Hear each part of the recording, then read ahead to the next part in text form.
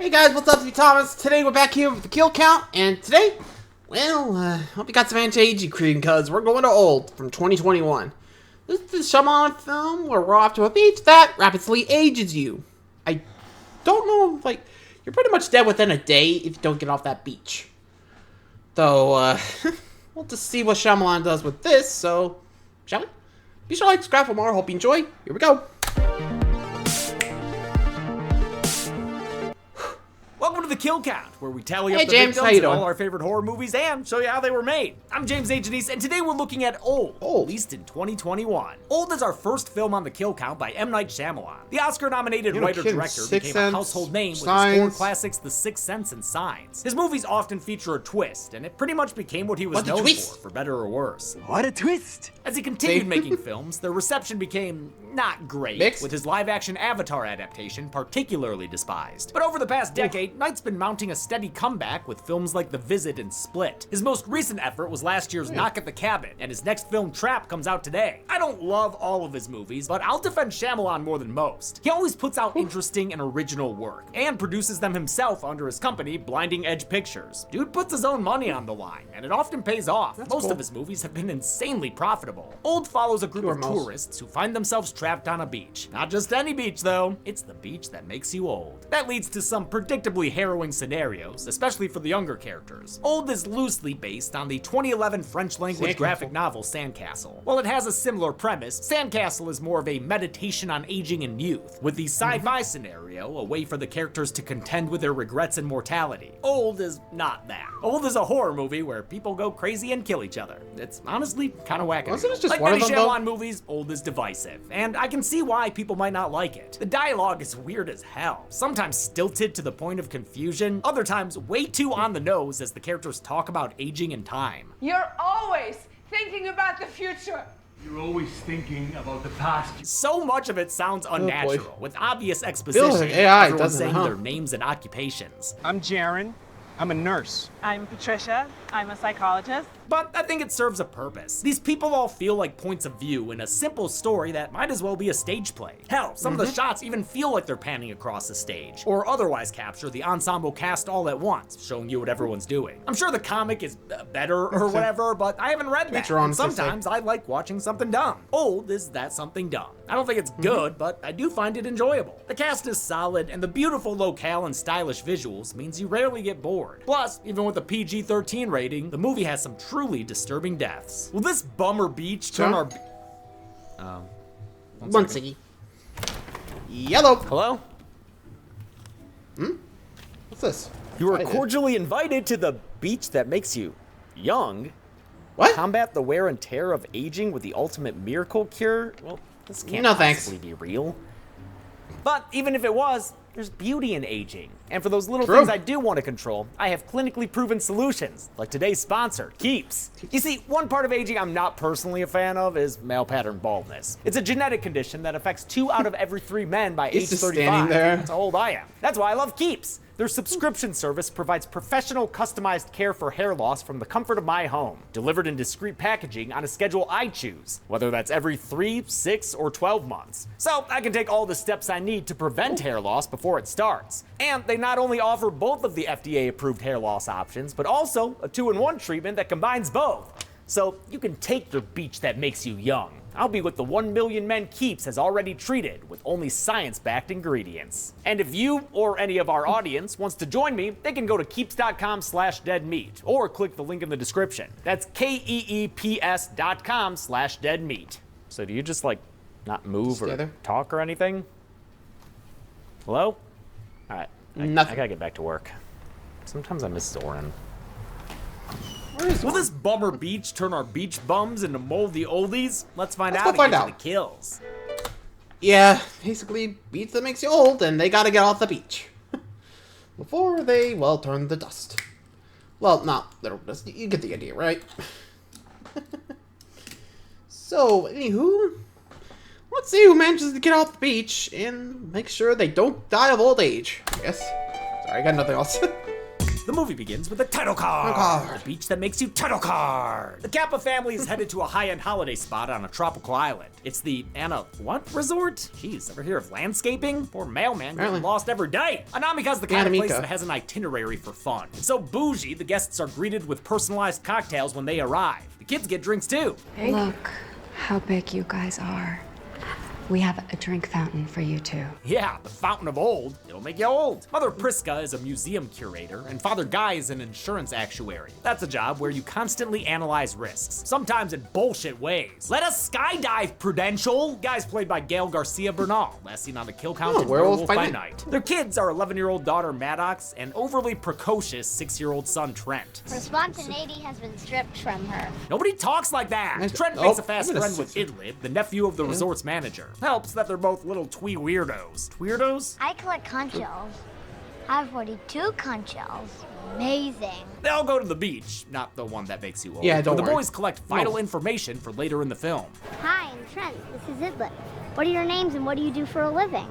I'm Greg Mitchell. I'm a cop. The two grow so close, Idlib ends up sneaking Trent Longlegs letters. Ice cream eating contest tomorrow? Maddox has a harder time making friends, and she's not old enough to hang with the cool kids. Don't worry, Maddox, that won't be the case for long. It's not all sunshine for the Kappas right now. While the parents genuinely love their kids, their marriage is hanging by a phantom thread. Priska intends on divorcing Guy, with this trip as one last hurrah for their family. She's also dealing with an ovarian tumor, which she's decided to keep a secret from the kids. Seems like she's not the only one with health issues here. One lady has a seizure at breakfast. Oh, shit, will somebody help her? I'm a doctor. Thank God. And by the way, have you met my friend I'm a nurse.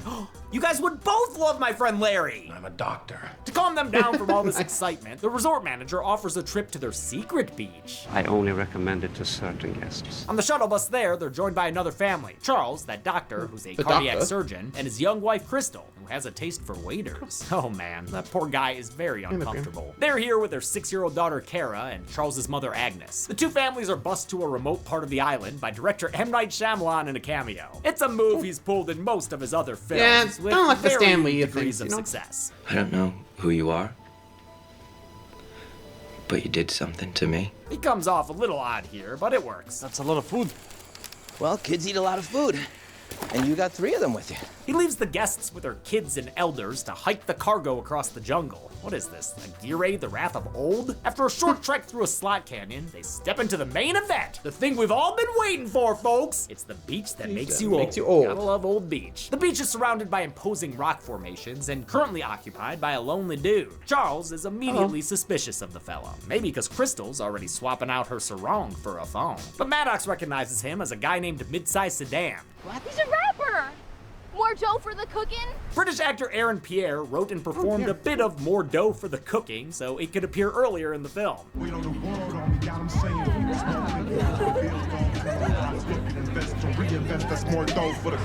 Sedan's been here since this morning, when he was hanging out with a skinny dipping lady friend. Ooh, Shammy getting risque with the side boob and butt crack. Oh, scratch that! We've got full butt going on! Everyone settles in for a nice day at the beach. It's little moments like these where Shyamalan's directing shines, like this one-take game of freeze tag, or the way the kids play with toys that correspond to their parents. Some things feel off about this beach though. The suspicious lack of fish, the suspicious presence of rusty cutlery, and the suspicious shining coming from the hills. Huh, is that a sniper? Or some gold hoarder's loot? While Trent is swimming by himself, he bumps into a waterlogged booby body. Yep, and skinny dipper. Dead naked body just coffin flop into the water or something? She's revealed to be the skinny dipper who was with Midsize Sedan last night. What do you think about that, man? Oh, damn.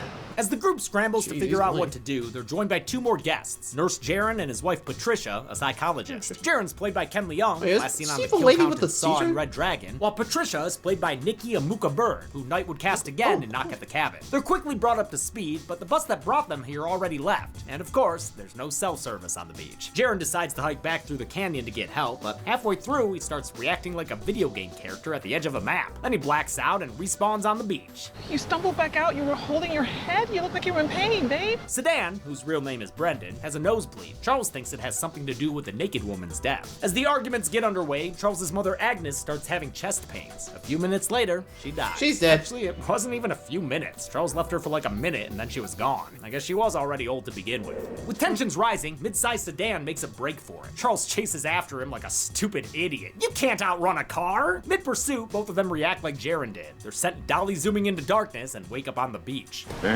The adults decide to split up and try to find another exit, but all of them wind up resetting to the previous checkpoint. The only way out that might work is swimming, but yeah, not exactly still waters out there. And I don't see a lifeguard on duty. Casting a beach to play the beach that makes you old was quite the process. There couldn't be any trees. There couldn't be any life near there. It has to be desolate. Just beach and then a rock wall. They scoured the whole world, eventually settling on the Playa El Valle beach in the Dominican Republic. It still needed an impressive rock face, so production designer Naaman Marshall started building one out of plaster, scaffolding, foam, paint, and sand. But then a hurricane hit during rehearsals, so they had to rebuild the whole thing further back from the water. It wound up being more than 30 feet high and 900 feet wide, and was further expanded through digital effects courtesy of Cadence FX. During this involuntary wow. I mean, you gotta give credit. When it works, it works. Though that would be a little worrying with, like, you know, you just going, ugh. Huh? What the hell? Yeah, that's a cutie. Gotta get off that beach, and, well, we got a plan. Anyway. Staycation, Priska's been noticing something off about her kids. Now they look so different, she and Guy don't even recognize them. Yeah, we need a push-in for this reveal. Her kids are older now, thanks to the beach that makes you old. The same thing is happening to Kara. I like the way these children voice the thoughts they have with their newly developing brains. My thoughts have more colors in them now. Yesterday I had a few colors, and they were really strong, and now I have more, and they're quieter. The adults are also aging. Charles attacks Brendan with a knife since he appears to be suffering from a worsening case of schizophrenia. Listen, I don't know why I did that. I thought he was gonna hurt me. Sorry.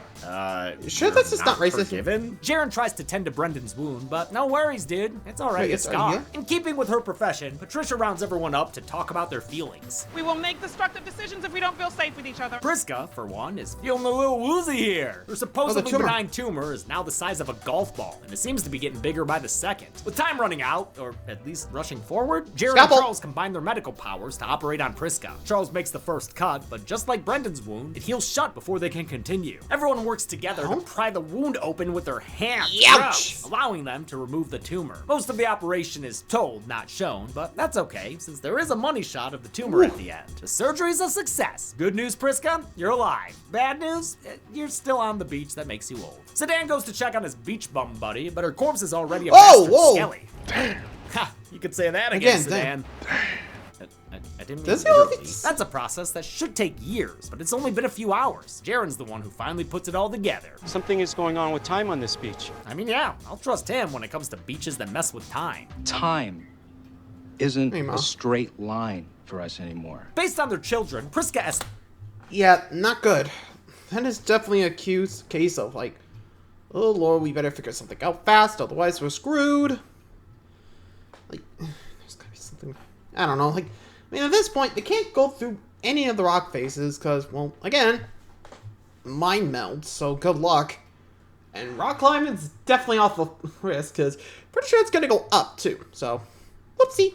Anyway. Estimates that everyone's aging about 1 year every half an hour. It's not as apparent in the adults, whose physical aging is much more gradual. Only the kids get the big jumps all at once, like how Trent is all of a sudden Alex Wolf. He and Kara have lost their baby teeth. They're now 15, and Kara's, oh my god, she's pregnant. They figure she's already 5 months into baby bacon. This toddler-turned-teenager is a ticking time bomb. Soon enough, it's infant o'clock. I love Guy trying to give the talk under these circumstances. What you did is how babies are made.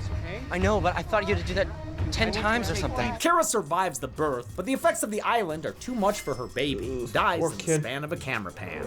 It's obviously a horrendous moment, but I will say the funniest line of the movie happens here. Things are moving too fast here for a baby to survive. Literally spit out my fucking drink. The loss puts a damper on everyone's moods. Maybe we should all talk about what just happened. Not now, Pat. I love Patricia, but she definitely sounds like your psych major friend in college. Just not shut down everyone's experience. And yes, one of my majors was psych. Biopsych, though. Worst of all is that their Fair. would-be Jack Shepherd is instead getting pretty loony to me. He's stabbing sand and throwing out angry fingers with a bandit. Before you know it, he shanks Brendan 11 times with his pocket knife. He kills that mid-sized sedan like the SUV boom. He's a regular Ford Explorer. Afterwards, they manage to get the knife away from him, but Charles has gone full Norman Bates. Mom, I do feel overwhelmed. Charles's declining health was based on Knight's own experience watching his father develop dementia. It inspired a recurring fixation Charles has throughout the film. Do you know that Jack Nicholson did a film with Marlon Brando?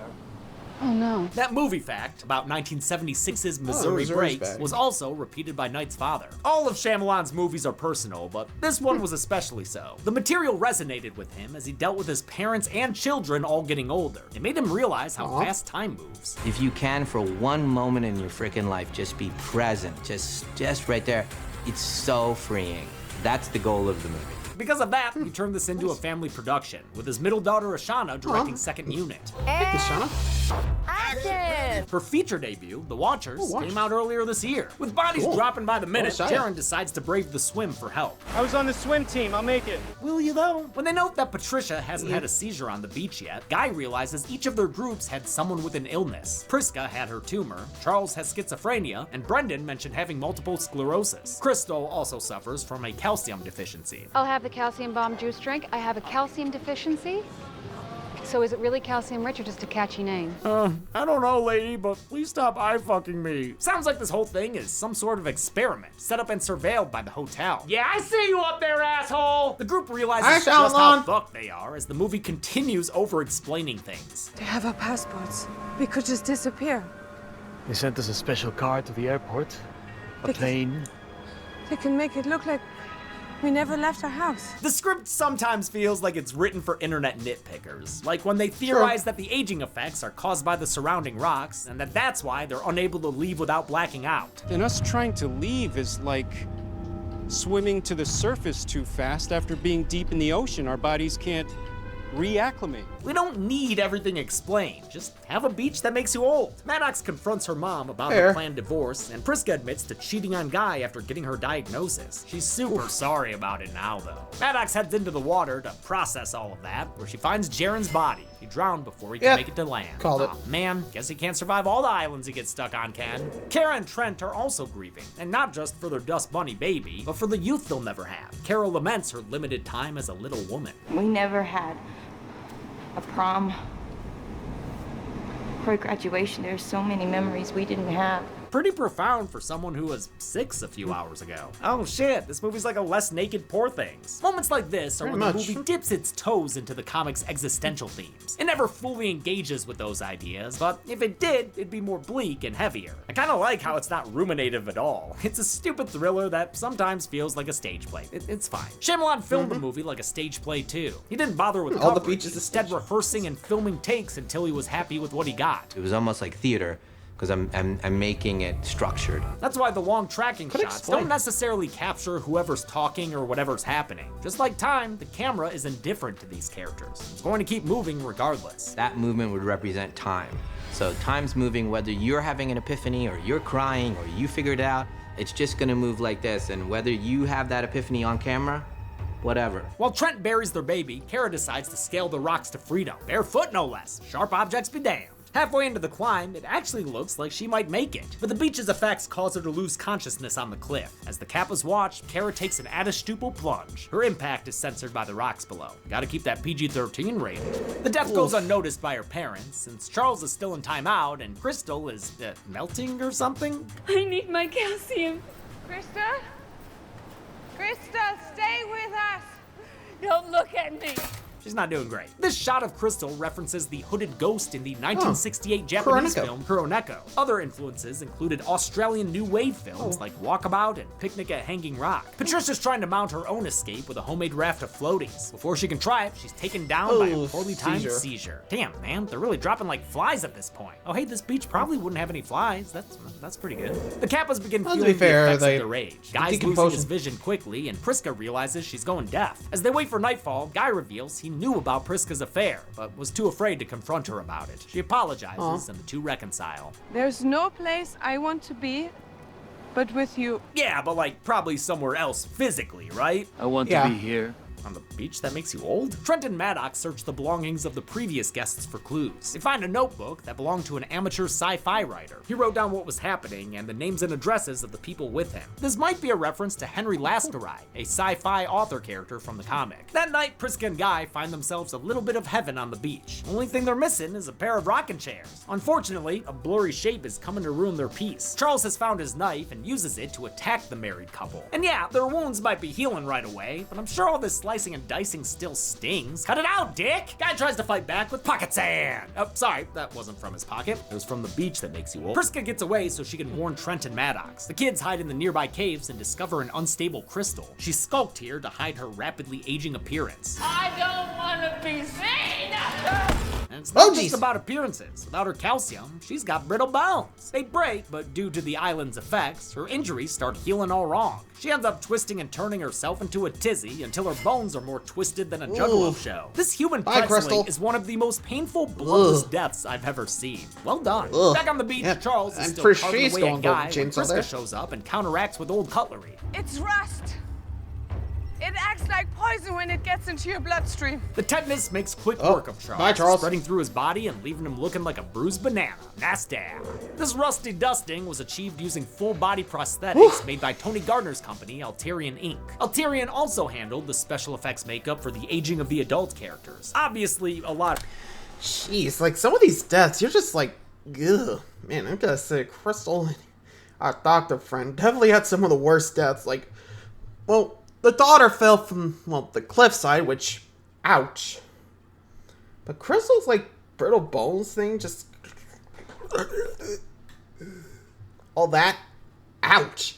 And the rapid rusting, ouch, too. Again, let me know who do you think had the worst death, but I think the Skimmy Duder have the dull machete, but we'll see. Anyway. A lot of work went into it, but it maybe ends up being too subtle for me to notice, especially in contrast to the giant jumps when a new actor takes over a character. The Kappas emerge as the last family standing, earning them a quiet moment to enjoy the view. Sorry, Guy. In a sweet scene, Maddox sings a song for her mother, fulfilling a request she made earlier in the film. You have such a beautiful voice. I can't wait to hear it when you're older. That song, titled Remain, was written by Knight's oldest daughter, Salika, who recorded a fully produced version that plays over the end credits. Like the highest form of like praise and approval that you could get from a father, just to have him even want or even think to include us in this. Salika will play a bigger role in Trap as Lady Raven, the pop star character central to the story. As the family watches the waves, Guy peacefully passes away from old age. Priska shortly follows in his footsteps. Pretty sad, but far from a bad way to go, considering the circumstances. I'd rather be surrounded by loved ones than, turned into a pretzel. By the time the sun rises on a new dawn, the kids are well on the way to their twilight years. That means we get another new pair of actors for them. Adult Maddox is played by the enchanting Embeth Davids. Last seen on the kill count is Sheila in Army of Darkness. The middle actor in Maddox's pantheon of performers was Thomasin McKenzie, who starred in Last Night at Soho. Adult Trent is played by Eamon Elliott, who appeared on the count in Prometheus. His teenage self was played by Alex Wolff, star of Hereditary. Agnes's actress Kathleen Chalfant also appeared uncredited in that film as Toni Collette's scary ghost mom. Production cast the teenage versions of the characters first, then cast the older and younger versions based on those actors. To prepare for a role that spanned several years internally, Wolff went back and watched videos of himself at younger intervals and tried to track the differences. So I was going through and looking at videos of myself as 6 and looking at myself at videos when I was 11 and seeing the difference. He also did research into child psychology, but opted not to collaborate with the other Trent actors. In contrast, Mackenzie spent a lot of time with her characters' other actors to match their energy. Trent and Maddox decide to enjoy the time they have left and build a sandcastle together. As long as they're playing around, Trent also deciphers a coded letter Idlib gave him. Definitely should have done that earlier, since it contains a clue to their means of escape. My uncle doesn't like the coral? The siblings swim out to the coral reef, where they discover an underwater escape tunnel. They swim through it, but Maddox gets caught on a piece of coral, and the siblings seemingly drown together. The whole thing is witnessed by that man in the mountains, who's, oh shit, M. Night Shyamalan? What a twist! No, really, I genuinely was not expecting to see his character again. The driver is actually a researcher, who collects his findings and heads back to a secret compound. It's a testing facility owned by a pharmaceutical company named named Warren & Warren. Guy mentioned them at the beginning of the movie. We love this pharmaceutical company at work. We're considering asking our clients to use Warren & Warren drugs as a way to lower their insurance rates. God, this movie's dialogue is so fucking weird. Turns out Warren & Warren have been using this beach to conduct long-term studies on their medicine, which are delivered to the guests in those custom cocktails. Custom drugs. Although, should you be mixing those with alcohol? The beach allows them to get a lifetime's worth of data in just a day. And despite the chaos we witnessed, this most recent trial was a success. While Patricia eventually died from a seizure, her medicine kept her epilepsy free for the equivalent of 16 years. They toast to Patricia's memory and say they can't wait to share this medicine with the world. They don't mention how much they'll sell it for. I know it's another Shyamalan twist, but I honestly love this reveal. Anyone who studied medicine or other sciences knows how frustrating it is to not know long-term effects. With nature providing this opportunity, of course a pharmaceutical company would act unethically to get these kinds of results. The staff resets and prepares for the next trial. Dr. Death welcomes a new group of guests to the resort, but their cocktails get intercepted by Trent and Maddox. They're alive! The flashback shows they survived their swim through the coral tunnel after finding pockets of air. Trent proves his identity by giving Idlib his coded message back. And to take down this big bad corporation, they turn to Greg Mitchell. Remember him? I'm Greg Mitchell. I'm a cop. Since that journal they found is full of names and addresses of a bunch of missing people, the police act in record time and swarm the resort. The kids, or adults now, even get a helicopter escort out of there. The movie ends as the siblings are flown back home, probably to live with some very confused relatives. How many unlucky tourists were buried beneath the sands of time? Let's find out and get to the numbers. Oh, what was that? Oh, score! It's a quarter. Why does my everything hurt? Oh boy. 11 people died on the beach that makes you old, with 4 male victims, 6 female victims, and 1 newborn of unknown gender. That gives us this age-old pie chart, which has more red than blue. Again, we've been seeing that more often lately. With a runtime of 108 minutes, Old had a kill on average every 9.82 minutes. I'll give the golden chainsaw for coolest kill to Crystal. It's a uniquely disturbing death that can only happen in the confines of this movie. Plus, it's not every day that a PG-13 kill is worthy of a prime rib nomination. Dull Machete for lamest kill will go to Jaren, since it sucks that such a nice guy died off screen. And that's it. Old was released in 2021 and made way more than its budget. But like I said, Shyamalan does that a lot. Until next week, I'm James A. Denise. This has been the kill count. Next kill count. Come on down to Unita Medical Supply. If you need it, we got it. Need a full-size skeleton? We got it. How about a split dog? Oh, we got a lot of orders for split dogs. That's really rad. It sure is. And we got them too. But you seem like a discerning customer, looking for something special. What's that? How about a trioxin tank with a genuine dead body inside? Come on, you're shitting me, right? I am not, and pardon your French. Just be gentle with it, or you could start a brand new zombie franchise. Oops! Shaun of the Living Dead is a punk rock horror comedy from Night of the Living Dead co-creator John Russo. It is very, very different from the Romero films. He changed all the facts. For one, these zombies are damn near invincible. I thought you said if we destroyed the brain, it'd die. It worked in the movie! And they have an insatiable hunger for... Brains! Oh, also, yeah, these zombies can talk. They even know how to order delivery. This week, experience an 80s cult classic filled with gratuitous language. Oh, fudge! Gratuitous nudity. Show some fucking respect for the dead, will ya? And gratuitous pants cutting off. He's cutting them. You done? Still cutting them there. Jeez. Is this Almost necessary? done cutting them? There you go. Then on Oh, Friday, boy. try not to lose your head while watching the kill count. Kill count. Only on Dead Meat. Do you ever wonder about all the different ways of dying? Well, yeah, but that's because it's my job. Return of the Living Dead. Currently. Well, I'll be damned. That happened. Well, there's Old for you. Let me know your thoughts, cause weird. Adios.